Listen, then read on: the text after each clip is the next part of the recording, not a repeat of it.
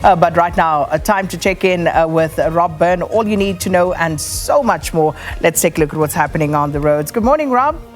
Yeah, good morning, SK. That's it. That's right. All you need to know, so much more. And there is a lot this morning. Let's kick it off in Joburg with this truck fire incident. Happened at 8 o'clock last night. The road only opened at 6 a.m. this morning, and they're not done with the recovery of that scene. There's your live look, the N3 from cement factory territory all the way up through Bedfordshire, through Kalulis, up through Edenvale, passing Alex and up in towards Dimbra Park. Super heavy backlogs on the N3.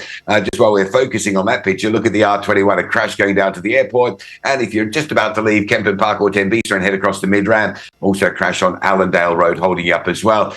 Southern side of Joburg, we mentioned this the other day, the high volume route that is the N1 coming up through Eldos and Devlin, all that traffic coming out of Lenasia, out of the Big Protea Glen area, using the highways. Big volume. This morning, a taxi crash inside the Dipcliffe interchange. So if you're coming N1 and want to get down to Uncle Charlie's, there's a really big backlog of traffic. There's the crash in. You can see the traffic snaking back in the distance there, but it's a taxi that has collided inside the Dipcliffe interchange, and that's what's causing all the problems.